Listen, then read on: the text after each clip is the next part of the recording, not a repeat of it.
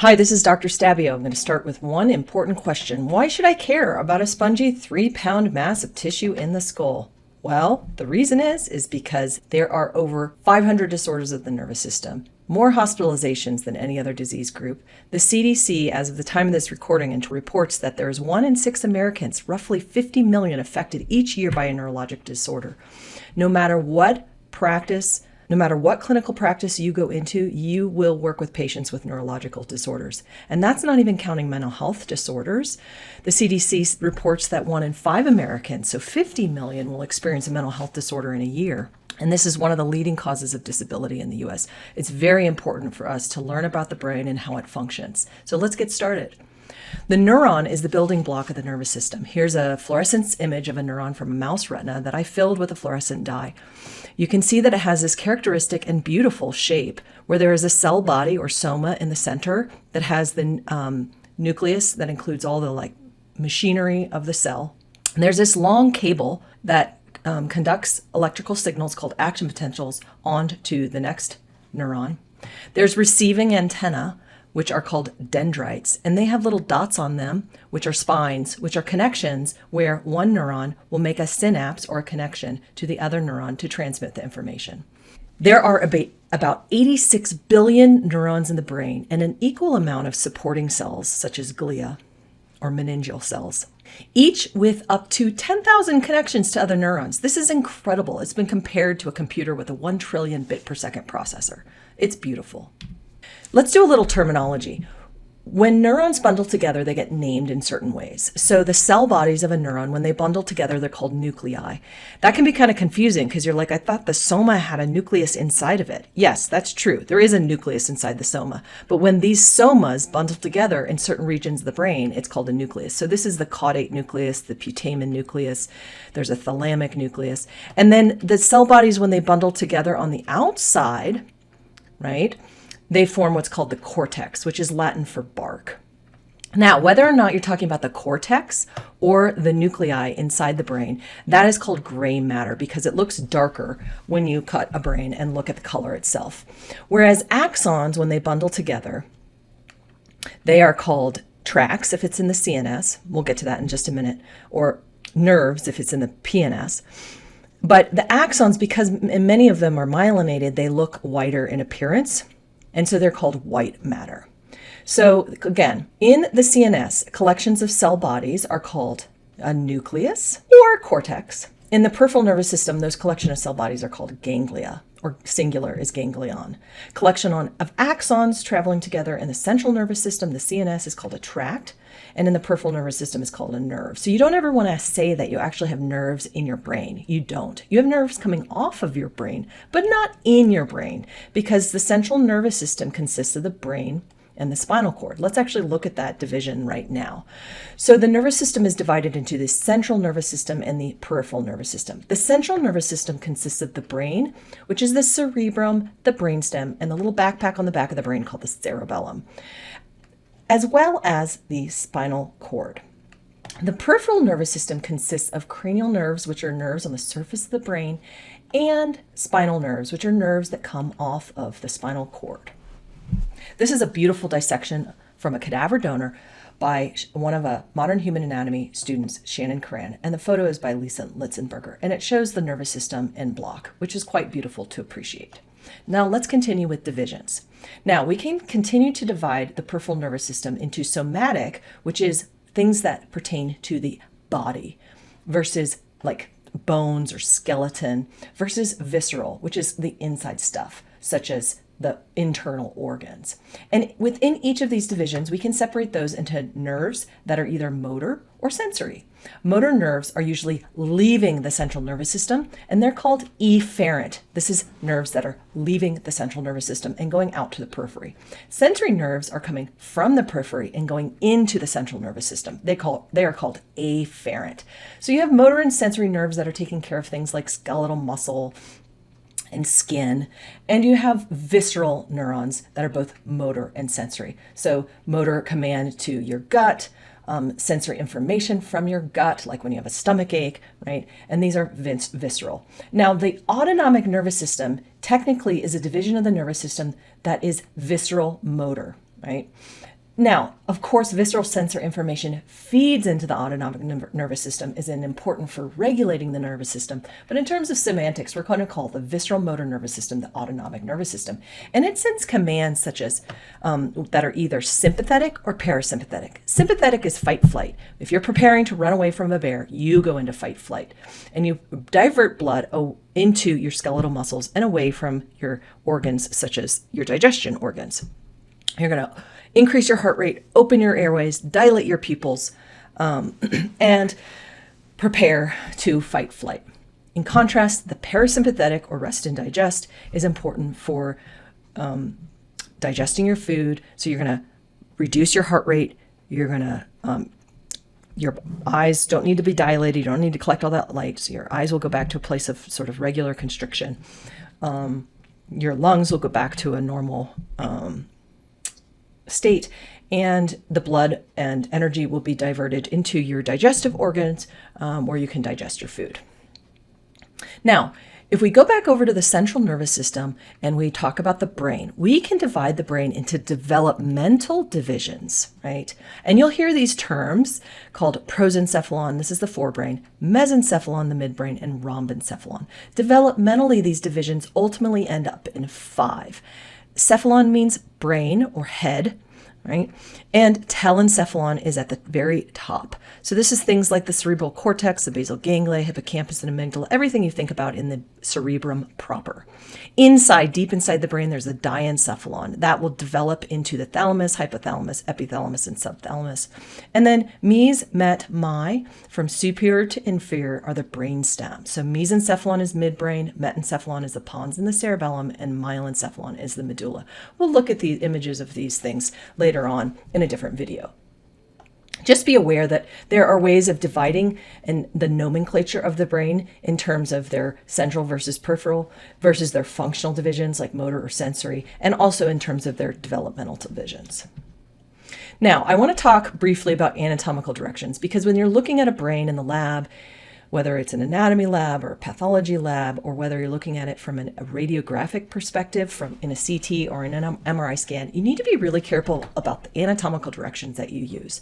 So the terms in blue here, superior, inferior, anterior, and posterior, are terms that do not change with the direction where the brain is, right? They are terms in space, assuming that the human is standing upright and facing forward, right? So anterior is towards the front, posterior is towards the back, superior is towards the sky, and inferior is towards the floor. Now, there's other terms, though, that are specific to the neuraxis. What's the neuraxis? This is a longitudinal axis that's the inside of the neural tube from when the brain develops. And so because the brain develops as a tube and the tube folds, the neuraxis has a different orientation in the brain versus the brainstem and spinal cord. So the neuraxis is almost horizontal when you're talking in terms of the brain. And the neuraxis is almost vertical when you're referring to the brainstem and the spinal cord. So when you are doing terms that are here shown in black, you need to make sure you know where your neuraxis is. If you're in the brain, the term rostral is going to be meaning going along this neuraxis towards the rostrum or the beak. In a human, that would be a nose. So this is a rostral direction. Whereas caudal means tail, is going towards the back, towards the occipital lobe, towards the back of the brain. In the brain, rostral is synonymous with anterior, and caudal is synonymous with posterior. Dorsal is a term that means like the dorsal fin with respect to the neuraxis. So because the neuraxis is almost horizontal in the brain, dorsal here is synonymous with superior and ventral is inferior. But because of the folding of the neural tube, the neuraxis is more vertical, almost vertical, in the spinal cord and brainstem. And so when we're talking about cross sections of the spinal cord, as you go down or more inferior towards the body, now you're talking about going in a caudal direction, right? Whereas rostral, when you're in the brainstem and spinal cord, is synonymous with superior.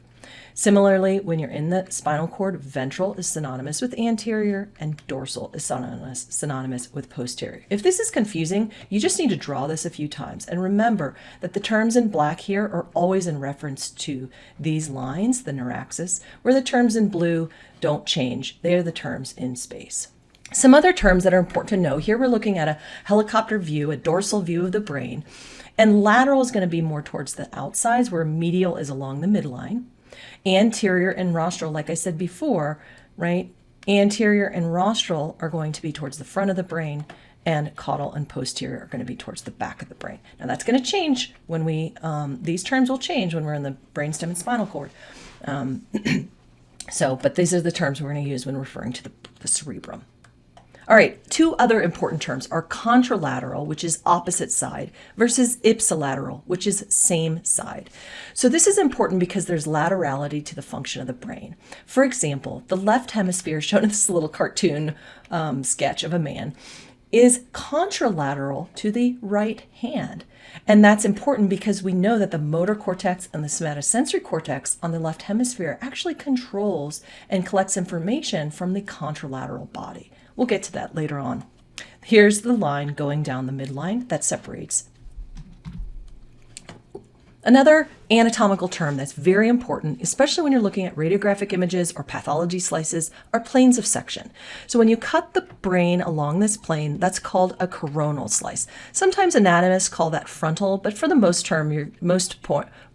part, you're going to be talking about the coronal slice. This kind of slice through the brain, which makes the brain look like this, is called, if you're in the pathology lab, you're going to call that a horizontal or transverse slice. If you are looking at a CT or an MRI, it's called an axial slice. And then along the midline of the brain is where you're separating right and left hemisphere. That's called a sagittal slice.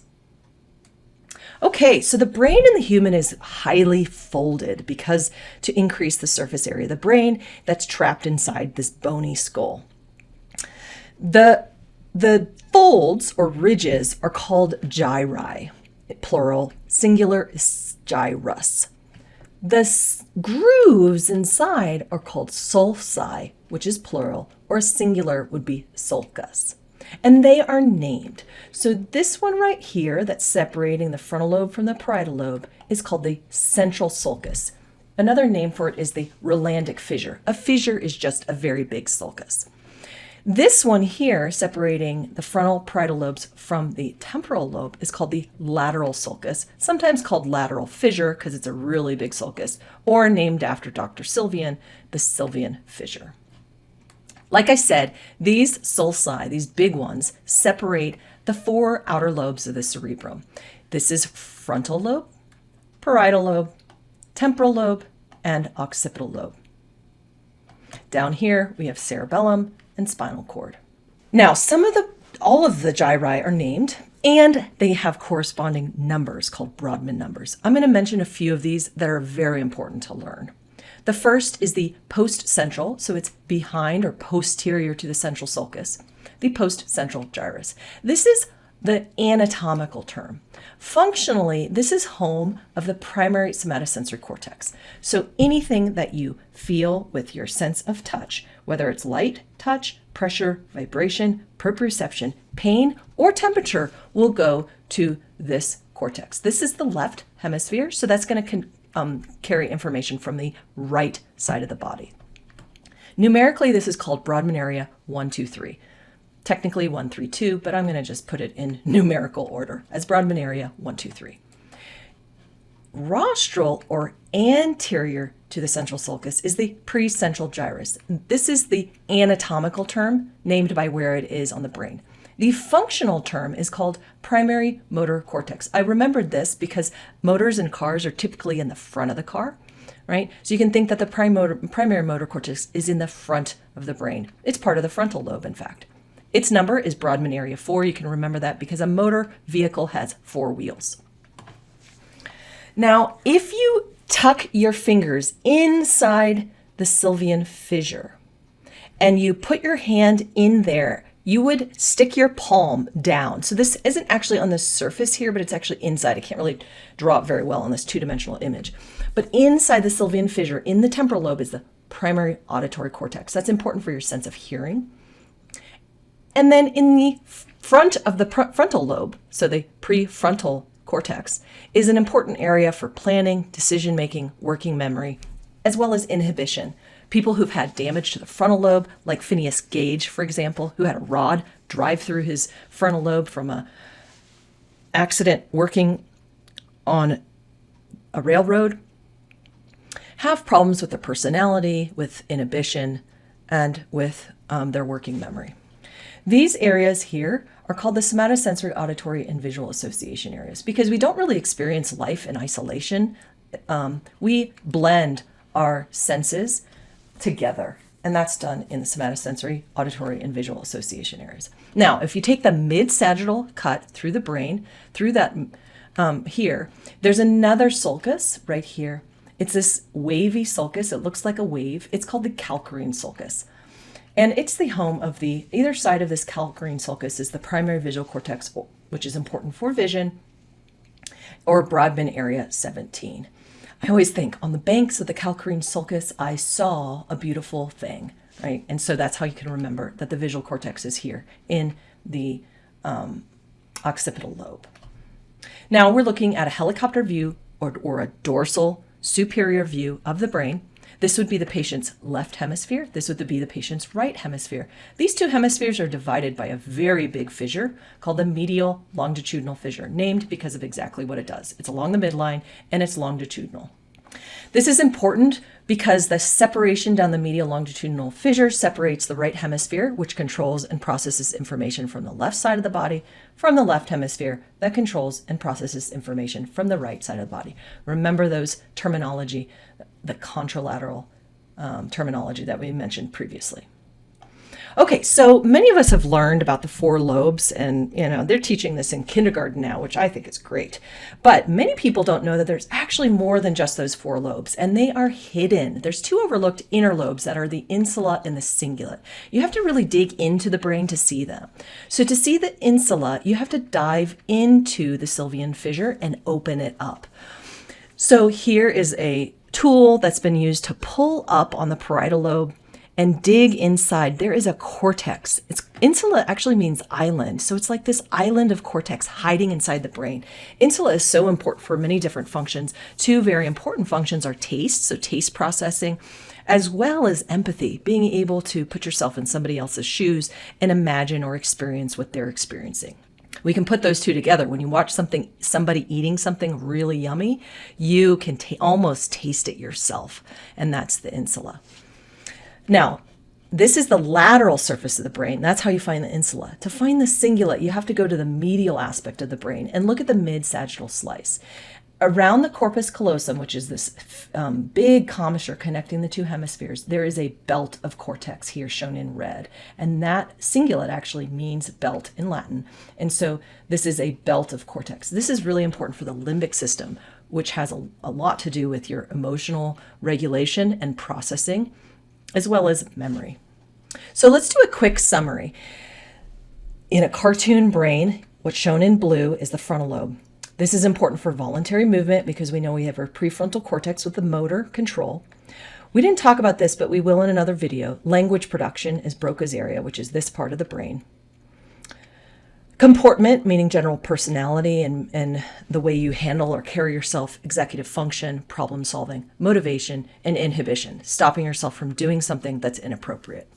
The parietal lobe in yellow here is somatosensation because of the postcentral gyrus. We also have a mapping of the left visual spatial world onto the right hemisphere. What's shown in parentheses is the hemisphere on which this is located. So the left visual spatial world is actually mapped onto the right hemisphere. We process reading and writing in the left parietal lobe. And we have other functions in the temporal lobe, including hearing, which is the primary auditory cortex. We have memory, which is inside the temporal lobe in the hippocampus. We also have tagging sensory stimulus with emotional significance in the amygdala, which is also inside the temporal lobe. Language comprehension, we'll talk about this in another video, but Wernicke's area, which is up here in the superior temporal lobe. In red is the occipital lobe. The primary function is visual processing. And then the two hidden lobes, the insula, which is taste and empathy, and cingulate, which is emotion. Now, I simplified this a lot, and I want to end this video with a very important warning. These structures and areas are not a jack-in-the-box, where you just hit that structure and bam, the sensation pops out, right? These gray matter structures actually form functional networks. Remember the very first thing I said at the beginning of this video is you have 86 billion neurons, each possible of up to 10,000 connection with other neurons. So an important take-home principle is that brain structures form networks, and the function comes out of networks between structures and the circuitry that's wired that's incredibly complex. We know that each of these areas are important for these functions because when we knock it out, patients will lose these functions. But remember that they form functional complex networks